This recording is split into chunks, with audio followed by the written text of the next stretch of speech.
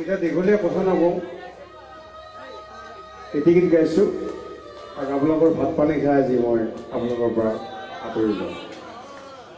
এনেকুৱা চিষ্টেম নহয় কিয় আজি মোক আপোনালোকে মাতি কিনে না না না না এনেকুৱা কৈ আছে আজি আপোনালোকে আমাৰ অসমত 10-12 লাখ টকাত ছিংগাৰ মাতে 8টা বজাত উঠাই 10টা বজাত নমাই দি পঠাই দিয়ে 12 লাখ টকা দি এতিয়া কিয় নকৰে নুনো কিয় নকৰে নুনো কৰিব লাগে কিয় ৰাইট আৰে ভাই এজন ছিংগাৰক 10-12 লাখ টকা দি মাতে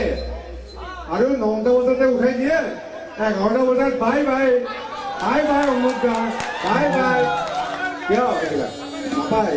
আমি ভাল পোৱা আৰ্টিষ্টবিলাকে বিচাৰোঁ আমি সদায় নহ'ব সেইবিলাক ছিংগাৰ ক'ত গ'ল আপোনালোকে ৰাতিলৈকে নাৰাখে কিয় নাৰাখে এইবিলাক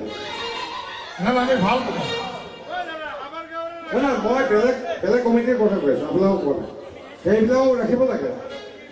সেইবিলাকো ৰাতি পোহৰ কৰাৰ কাৰণে ৰাখিব লাগে 10 লাখ 20 লাখ টকাত মাতে ছিংগাৰ এজনক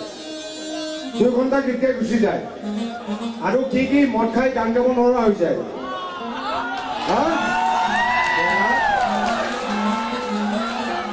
গতিকে সেইবিলাক নকৰিব তোমাক কিন্তু বহুত ভাল পাওঁ দেই ঠিকে আছে তাৰমানে অসমীয়াত শুদ্ধ অসমীয়াত ক'ব গ'লে অপাৰ ভাল পাওঁ তোমাক